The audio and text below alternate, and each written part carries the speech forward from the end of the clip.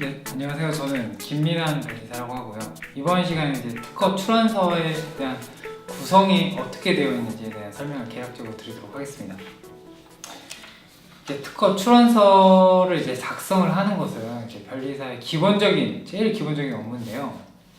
뭐 그 내용 자체는 이제 PPT에 보시듯이 이제 출원서, 그 출원서와 이제 명세서 두 가지가 나와 있는데요. 이제 통상적으로 이제 명세서를 작성하는 게 변리사의 일이기 때문에 이제 출원인께서 오시면은 이제 대부분 이제 변리사에게 이런 일을 부탁하라고 이제 위임을 하시는데, 이제 보통 이제 뭐 가끔씩 이제 개인적으로 이걸 쓰시겠다 하시는 분들이 가끔씩 있어요. 근데 이제 이거를 제가 왜냐면 뭐 추천드리는 게 저는 개인적으로 추천드리지 않는데, 왜냐면은 중요한 발명일수록 변리사에게 맡기라는 제안을 드리고 싶어요. 왜냐면은 이제 구체적으로 이제 일단 그 출원서에 작성된 내용이 특허청에 한번 제출이 된 다음에는 새로운 내용을 추가할 수가 없고요. 이제 또 다른 뒤에서 말하겠지만 이제 그 작성된 내용이 너무 그 권리 범위가 작게 적히면 이제 다른 기술이 이제 그 시장을 진입하는 것을 배제할 수 없기 때문에 그 특허로서의 기능을 제대로 할 수가 없고요. 또 요거로 이제 권리 범위를 너무 넓게 이제 작성하게 되면은 등록받기가 어려운 상황이 될 수가 있어요. 그래서 마치 이전에 제가 이제 특허는 이제 뭐 에어백이나 보험 같은 기능을 한다라고 말씀을 드렸는데, 이제 잘 쓴 명세서 같은 경우는 이제 에어백과 보험의 기능을 잘 해가지고 뭐 이제 차가 어떤 충돌이 있더라도 에어백이 잘 터져서 이제 운전자를 잘 보호할 수 있지만, 지나치게 좁거나 지나치게 넓거나 아니면은 꼭 필요한 내용이 담겨져 있지 않는 명세서 같은 경우에는 마치 충돌각이 맞아야만 터지는 에어백처럼 그 한 번 처음에 이제 그 명세서 작성된 다음에는 그 명세서를 이제 흥결을 이제 완수할 수 없기 때문에 이제 대부분 이제 변리사에게 맡기는 걸 제가 추천드리고요. 뭐 굳이 꼭 혼자 쓰시겠다 하시는 분들은 이제 혼자 하셔도 되는데, 뭐 적어도 변리사에게 자문을 구하시는 게 어떤가 하는 생각이 일단 먼저 드네요. 네. 이제 구체적으로 이제 특허 명세서가 어떻게 구성이 되는지에 대한 설명을 드리도록 하겠습니다. 명세서 같은 경우에는 이제 여기 PPT에 나와 있는 것처럼 아까 보셨던 그림처럼 이러한 구성을 두고 있는데요.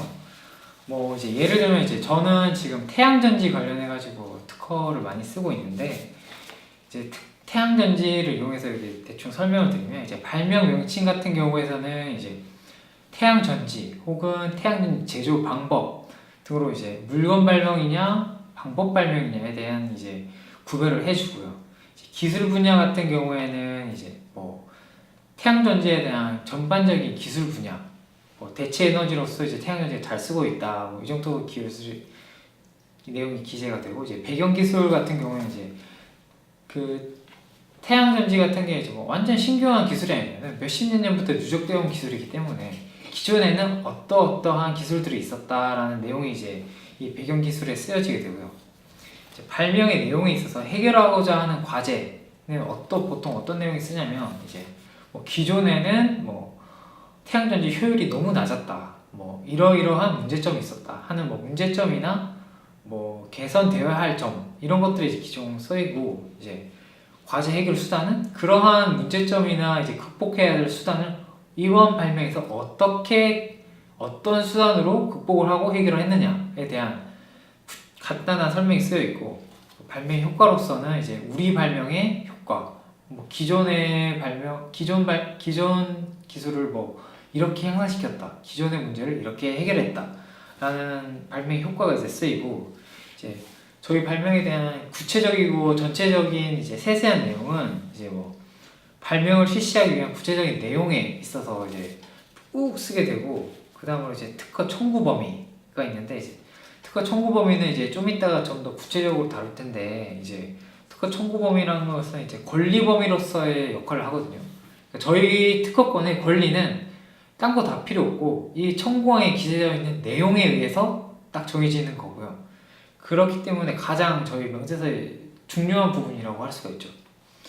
이제 부가적으로 이제 요약서나 도면 같은 것도 있는데 이제 이런 것들은 이제 발명을 쉽게 이해할 수 있기 위해서 이제 부과되는 구성들입니다. 이제 청구항에 대해서 설명을 드리게 되는데요. 이제 청구항은 저희 명세서의 백미입니다. 이제 제일 중요한 부분인데 왜냐면은 아까 말씀드린 바와 같이 저희 권리 범위가 특허법에 이렇게 정해져 있어요. 특허 보호 범위는 청구 범위에 기재된 내용에 의해서 정해진다. 그러니까 그 내용이 어떻게 쓰여졌나에 따라서 자신의 권리 범위가 쓰여지는 거거든요.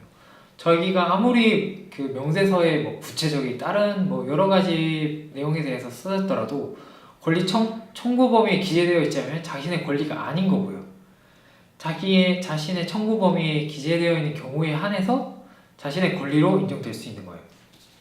이제 보통 제가 맨 처음에 말씀드렸을 때 변리사에게 이제 수임을 하게 하는 경우가 대다수라고 했는데 이제 변리사가 이제 초안을 쓸 거 아니에요. 선행기술 조사를 하고 선행기술과 이제 차이점을 할 수 있는 구성을 삼아서 이제 명세서를 쓰는데 이제 그 명세서로 이제 발명자에게 줄 거란 말이에요. 그럼 이제 발명자가 할 일이 뭐냐면 이것이 얼마나 잘 쓰여졌냐 이걸 판단할 수 있어야 되거든요.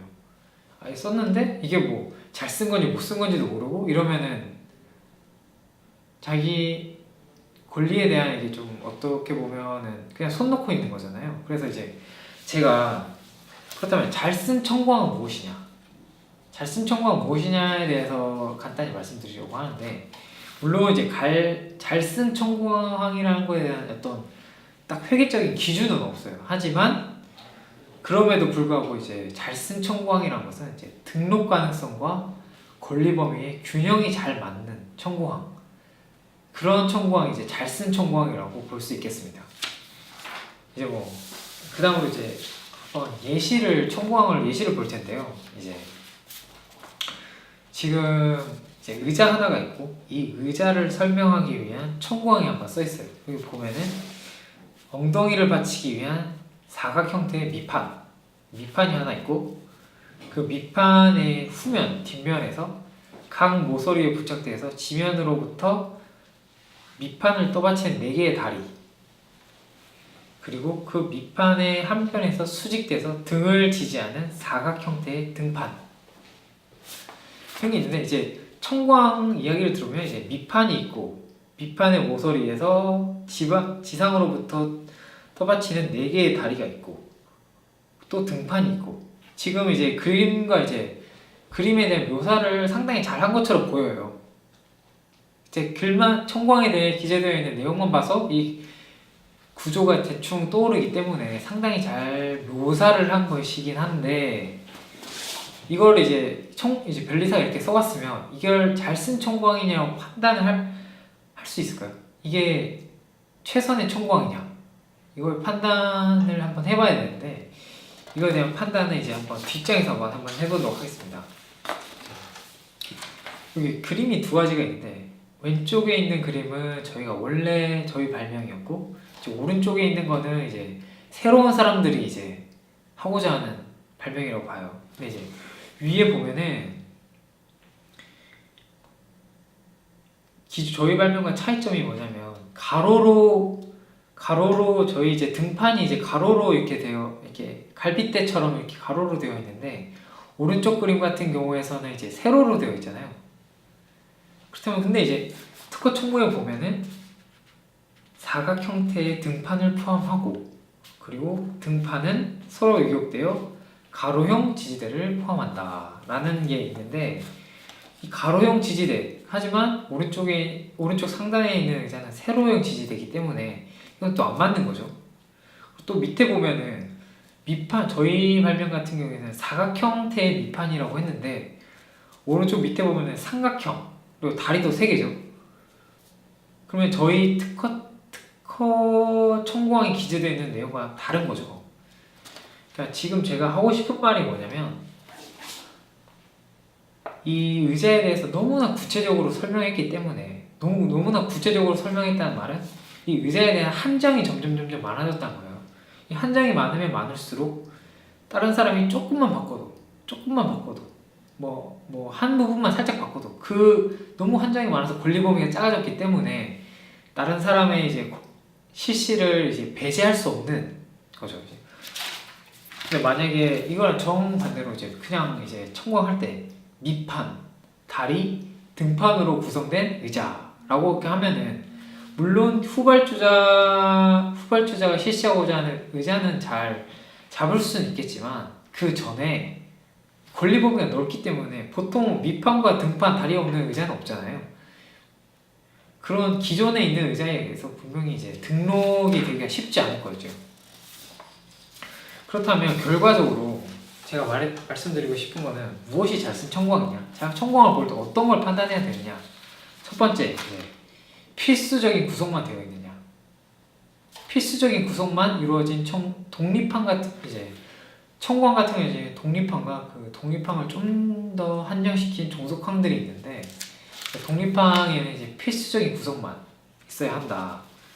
근데 이게 필수적인 구성인가 아닌가라는 판단할 때는 그 구성으로 인해서 전체적인 권리 범위가 너무 한정되지는 않는가. 또 반대로 그 구성으로 인해서 권리 범위가 너무나 확장되지는 않는가. 이거는 이제 밑에도 나와 있듯이 이제 청구항에 한정된 특징이 많으면 많을수록 권리 범위가 좁아지는 특성 때문에 그런데요. 이제 흔히 저희가 쓰는 말은 이제 등록 가능성과 이제 권리 범위는 트레이드 오프 관계다라고 하거든요. 트레이드 오프라는 것이 이제 등록 가능성이 높아지면은 이제 권리 범위는 낮아지고 좁아지고 권리 범위를 높이면 역으로 이제 등록 가능성이 낮아진다. 근데 이게 이 등록 가능성과 권리 범위의 이게 균형을 맞추는 게 상당히 중요한데 이 균형을 맞추는 것 자체가 쉬운 일이 아니기 때문에 일단 변리사에게 한번 먼저 위임을 하라는 걸 제안드렸고 위임을 한 다음에는 초안에 의해서 이제 권리사가 청구항에 쓴 내용을 보시고 이것은 필수적인 구성인데 아닌데 만약에 필수적인 구성이 아닌 구성이 많이 들어가 있다면 빼달라고 요구를 하시고 이거 구성은 반드시 필수적인 구성인데 빠져 있다면 반드시 넣어달라는 요구를 하시고 그렇게 해야 이제 진짜 제대로 된 에어백, 제대로 된 보험으로서의 그 특허의 역할을 할 수 있는 것입니다. 실질적인 구체적인 이제 특허 청구 범위에 대해서는 이제 어떤 분야와 너무 대상이 너무 천차만별이기 때문에 어떻게 딱 기준을 설명해 드릴 수는 없고요. 이제 의뢰하고 그 돌려받은 초안에 의해서 변리사와 제가 말씀드린 요점을 중심으로 구체적으로 한번 상담을 받으시는 것을 제일 추천드립니다. 네, 이상으로 특허 명세서와 청구항에 대한 설명을 마무리하도록 하겠습니다. 감사합니다.